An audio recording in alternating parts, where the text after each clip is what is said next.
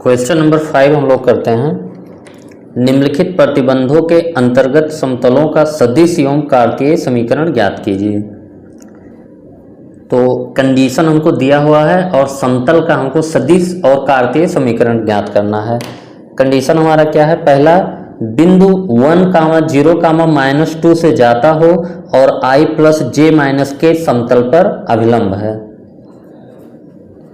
तो किसी एक बिंदु से होकर जाने वाले और किसी जो है अभिलंब भी पता है, तो उसका हम लोग देखिए फार्मूला लिख लेते हैं। पहले क्या होता है,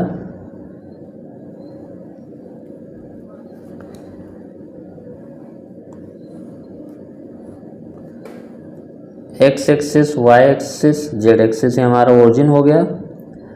तो किसी बिंदु से होकर जाने वाला हम लोग मान लेते हैं, किसी बिंदु A से होकर जाने वाला, और इस बिंदु A का स्थित सदिश हम लोग वेक्टर A से लिखते हैं। बिंदु A से होकर जाता है, ये हमारा समतल जो है बिंदु A से होकर जाता है, और समतल पे जो अभिलंब है हमारा वेक्टर n है। तो वो उस समतल का समीकरण जो हमारा बिंदु A से होके जाता है और वेक्टर n जो है उस पर अभिलंब है, तो इसका समीकरण हमारा होता है r - a dot vector n = 0। ये हमारा समतल का समीकरण होता है।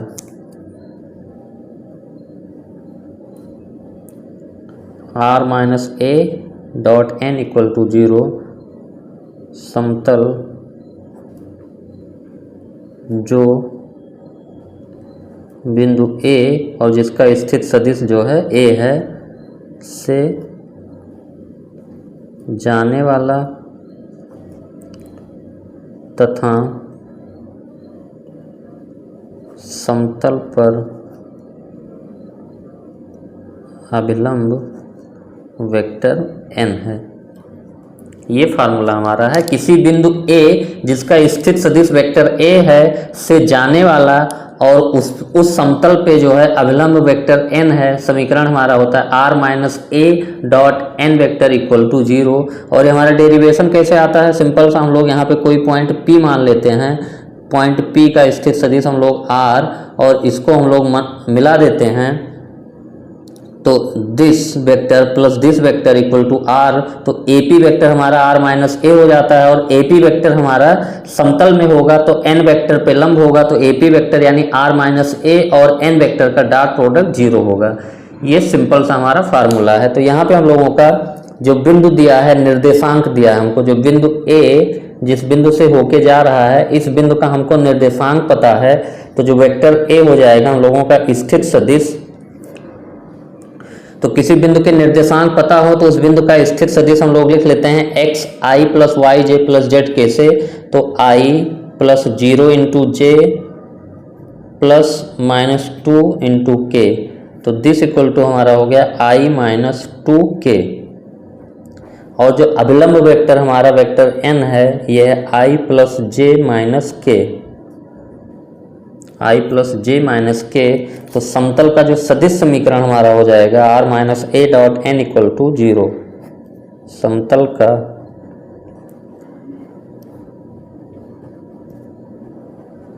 समतल का सदिश समीकरण r - a डॉट n = 0। अब यहाँ पे वैल्यू हमारा r तो r ही रहता है, तो r - a की जगह पे हमारा i - 2k r - a dot n यानी i + j - k = 0। ये हमारा सदिश समीकरण हो गया। और कार्तीय समीकरण ज्ञात करने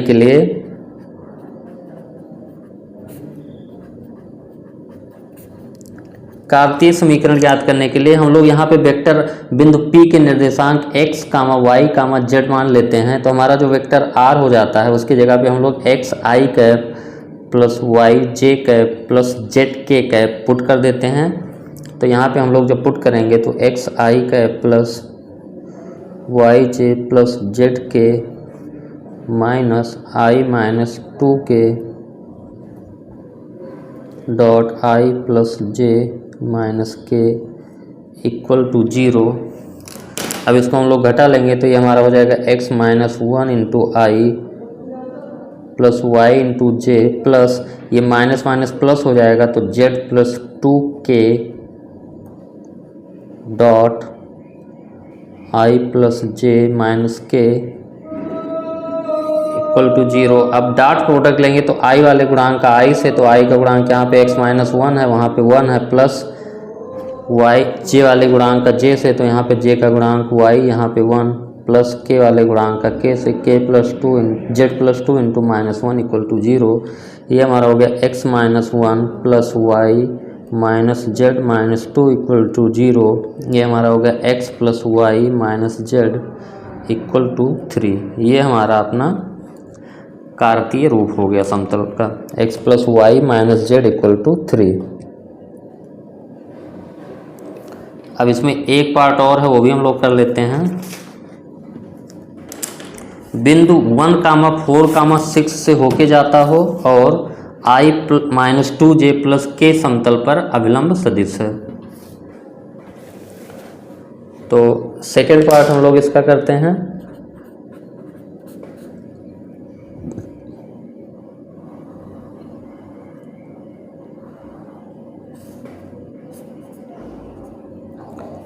एक्स वाई जेड बिंदु ए जिसका स्थित सदिश ए से होकर जाने वाले समतल और समतल पे अभिलंब हमारा वेक्टर n है, तो इसका समीकरण r minus a dot n equal to 0। तो यहाँ पे बिंदु ए का जो स्थित सदिश हमारा हो जाएगा, यानी ए बिंदु के निर्देशांक हमको यहाँ पे पता है 1,4,6, तो ये हो जाएगा i plus 4j plus 6k, और हमारा जो n वेक्टर अभिलंब वेक्टर है ये i minus 2j plus k है। तो हम लोग लिखेंगे बिंदु A से जाने वाले तथा अभिलंब n वाले समतल का सदिश समीकरण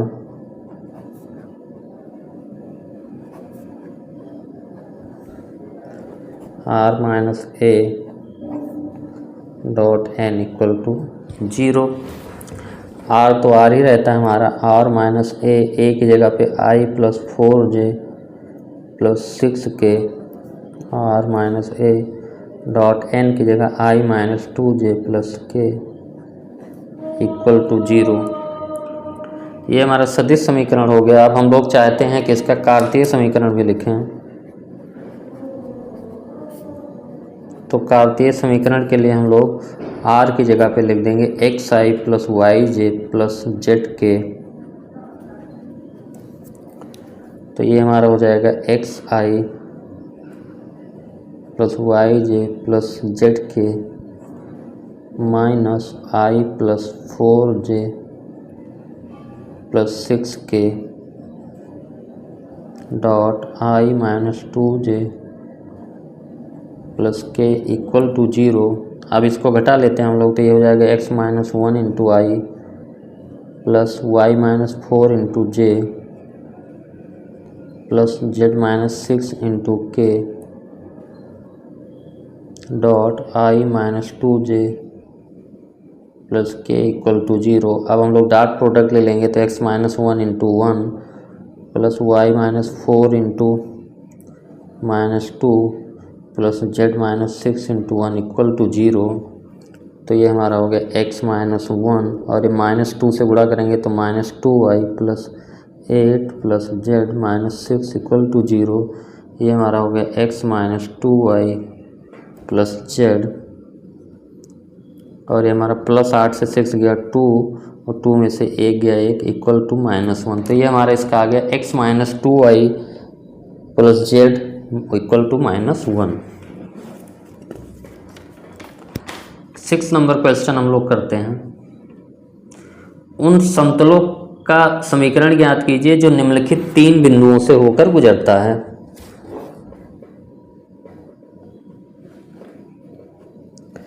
तो 3 बिंदुओं से होकर गुजरने वाले जो समतल का समीकरण का जो फार्मूला हम लोग का होता है, अगर हम लोग देखें तो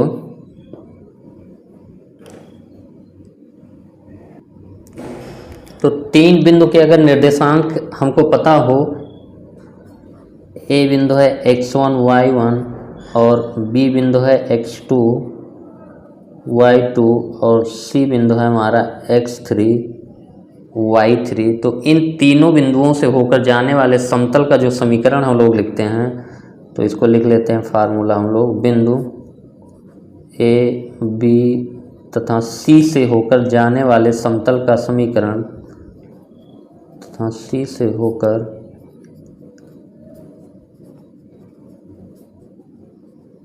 जाने वाले समतल का समीकरण, हम लोग एक डिटर्मिनेंट बनाते हैं x minus x1 x minus x2 x minus x1, ये ऐसा लिखते हैं हम लोग x minus x1 y minus y1 z minus z1 x2 minus x1 y2 minus y1 z2 minus z1 x3 minus x1 y3 minus y1 z3 minus z1 equal to 0। तो अगर हमको 3 बिंदु पता हो, ए बी और सी के निर्देशांक x1 y1 x2 y2 x3 y3, तो इन तीनों बिंदुओं ए और बी से होकर जाने वाले जो समतल का समीकरण निकालने के लिए हम लोग x minus x1 y minus y1 z minus z1 x2 minus x1 y2 minus y1 z2 minus z1 और x3 minus x1 y3 minus y1 z3 minus z1, और हम लोग डिटर्मिनेंट बनाते हैं दिस इक्वल टू 0, और इसी determinant को हम लोग सॉल्व कर लेंगे तो ये हमारे समतल का समीकरण आ जाएगा। तो अब हम लोग यहाँ पे लिखते हैं कि बिंदुओं a x1 y1 b x2 y2 c x3 y3 से होकर जाने वाले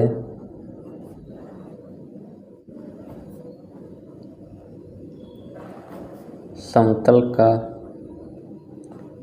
समीकरण x minus x1 y minus y1 z minus z1 x2 minus x1 y2 minus y1 z2 minus z1 x3 minus x1 y3 minus y1 z3 minus z1 equal to 0।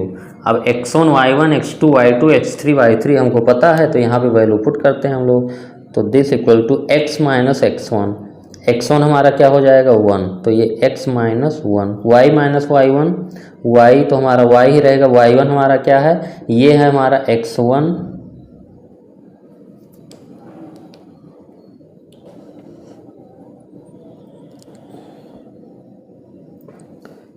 ये यहाँ पे हम लोग जो निर्देशांक लिखें x1 y1 z1 x2 y2 z2 और x3 y3 z3, क्योंकि हम लोग 3D में बात कर रहे हैं ना, तो यहाँ पे z1 भी निर्देशांक होगा, तीनों निर्देशांक हो गए x2 y2 z2 x3 y3 z3। तो बिंदुओं x1 y1 z1 x2 y2 z2 और x3 y3 z3 से जाने वाले समतल का समीकरण x minus x1 y minus y1 z minus z1 x2 minus x1 y2 minus y1 z2 minus z1 x3 minus x1 y3 minus y1 z3 minus z1 equal to 0 determinant. अब यहाँ पे हम लोग जो है, ये हमारा क्या है, x1 है, ये y1 है, ये z1 है, और ये हमारा x2 है, ये y2 है, ये z2 है, ये x3 है, ये अगला y3 है, और ये हमारा z3 है। तो x माइनस x1 यानी x minus 1, y minus y1 यानी y minus 1, z minus z1 यानी z माइनस 1। अगला हमारा क्या हो जाएगा, x2 माइनस x1, x2 हमारा 4 है और x1 हमारा 1 है, y2 माइनस y1, y2 हमारा 4 है, x2 हमारा है 6,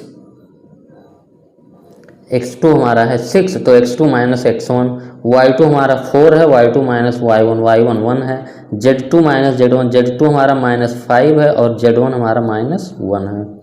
अब अगला x3 minus x1 -4 -1, y3 minus y1 -2 -1, z3 minus z1 3 -1, this determinant equal to 0।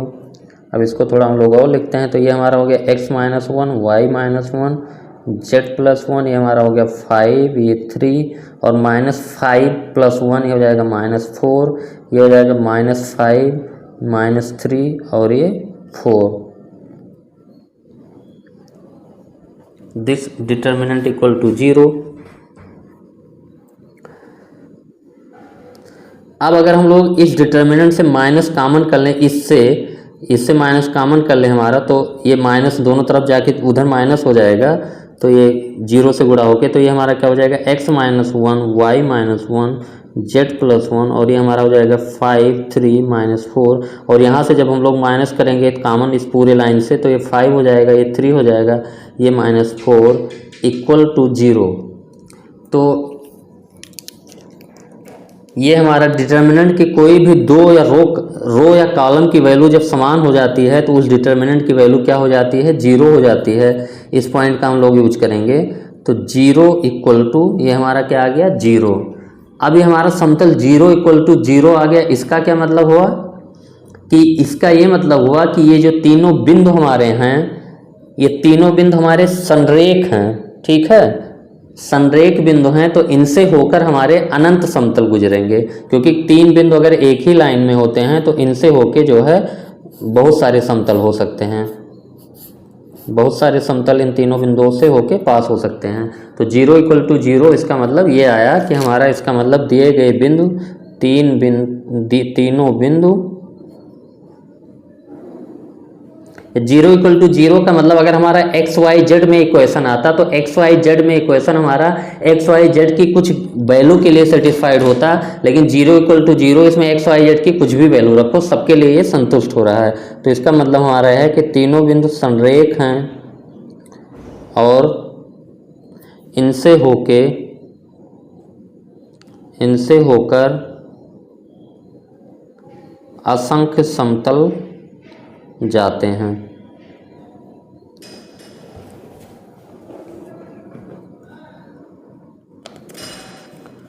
अब सेकेंड पार्ट जो है बी पार्ट है हमारा, इसमें भी निर्देशांक हमारे दिए हुए हैं और इसमें भी हमको निकालना है। तो हम लोग जो जानते हैं कि बिंदु ए x1 y1 z1 और बी x2 y2 z2 और बिंदु सी x3 y3 z3 से होकर जाने वाले समतल का समीकरण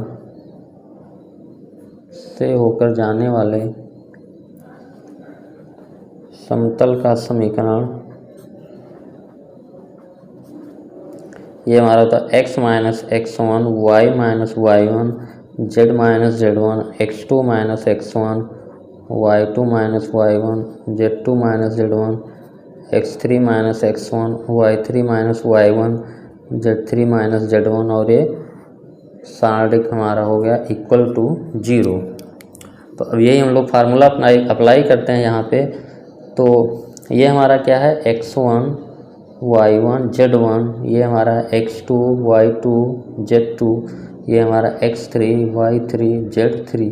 तो x माइनस x1 की जगह 1, y माइनस y1 की जगह और z1 की जगह 0, x2 माइनस x1 की वैल्यू 1, x1 की वैल्यू 1, y2 की वैल्यू 2, y1 की वैल्यू 1, z2 की वैल्यू 1, z1 की वैल्यू 0, x3 की वैल्यू -2, x1 की वैल्यू 1, y3 की वैल्यू 2, इसकी वैल्यू 1, z3 की वैल्यू -1 और z1 की value 0। This determinant equal to 0। अब इसको थोड़ा सा और सॉल्व करें तो ये हमारा हो गया x minus 1 y minus 1 z 1 minus 1 0, 2 में से 1 गए 1 और 1 में से 0 गए 1, ये हो गया -3, ये हो गया 1, ये हो गया -1 इक्वल टू 0। अब हम लोग इसका एक्सपेंशन करते हैं। तो पहले x माइनस 1 इंटू, अब x माइनस 1 जिस रो और कॉलम में होगा ये हमारा हो जाएगा ख़त्म, और इसकी वैल्यू क्या होगी 1 इंटू माइनस वन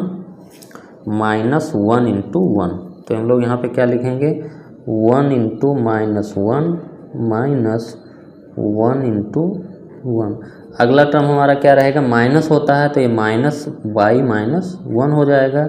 अब y माइनस 1 जिस रो कॉलम में है वो हमारा ख़त्म हो गया। तो यहाँ पे हम लोग क्या लिखेंगे 0 into minus one 0 into minus one minus 1 into minus 3, ये हो गया। फिर प्लस z इंटू, अब z हमारा जिस रो कॉलम में है वो ख़त्म हो गया, तो ये क्या होगा 0 इंटू 1 माइनस 3 इंटू 1। तो ये हमारा हो जाएगा 0 into 1 minus 3 into 1 equal to 0। तो ये हमारा हो गया x माइनस 1 और ये माइनस वन ही हो जाएगा -2 और ये माइनस y माइनस 1 इंटू ये हो जाएगा 0 और ये माइनस माइनस प्लस 3 हो जाएगा प्लस z इंटू ये 0 प्लस 3 हो जाएगा इक्वल टू 0। तो ये हम -2 से मल्टीप्लाई करेंगे तो -2x प्लस 2 और इसमें -3 से मल्टीप्लाई करेंगे तो -3y plus 3z equal to 0। तो ये हमारा हो गया -2x minus 3y plus 3z plus 5 equal to 0। तो ये हमारा समतल का समीकरण हो गया।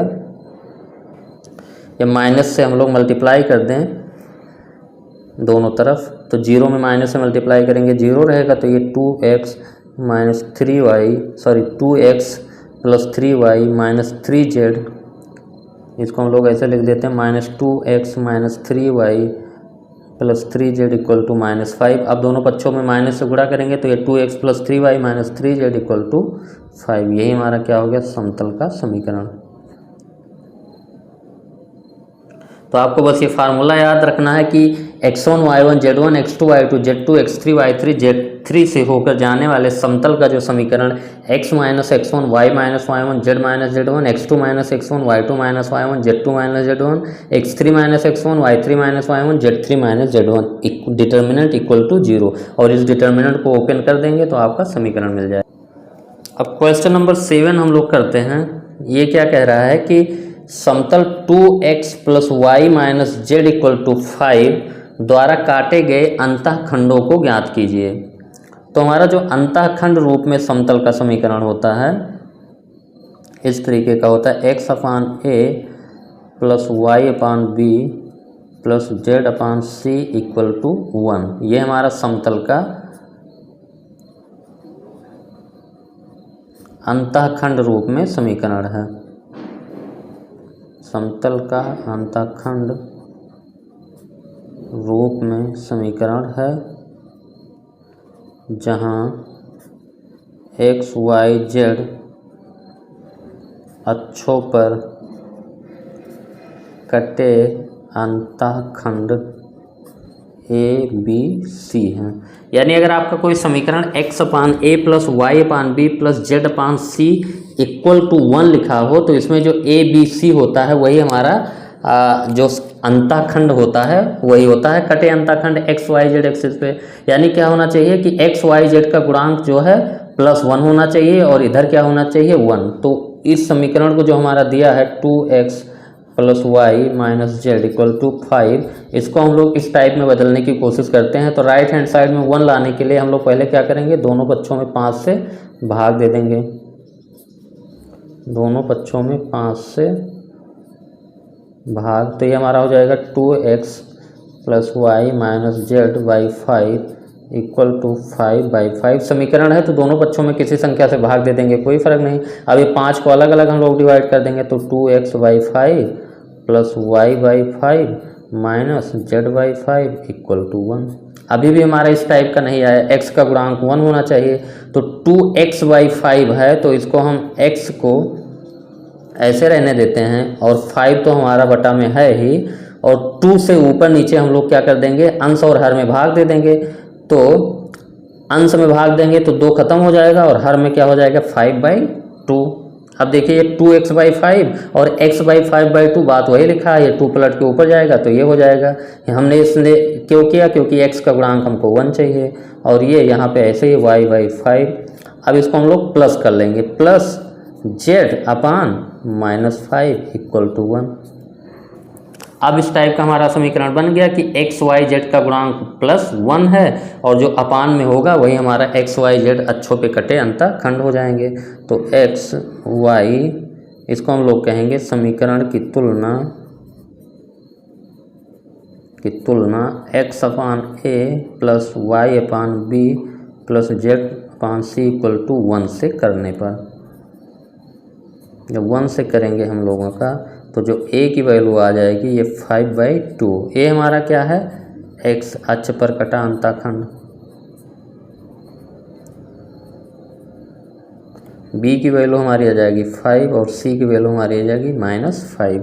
b हमारा क्या है, y अक्ष पर कटा अंतःखंड, और ये हमारा क्या है, z अक्ष पर कटा अंतःखंड। तो ये सिंपल सा क्वेश्चन हमारा था। बस हमको क्या करना है, x/a plus y/b plus z/c equal to 1 के रूप में बदलना है, यानी x y z का गुणांक +1 होना चाहिए और दाएं साइड में 1 होना चाहिए प्लस।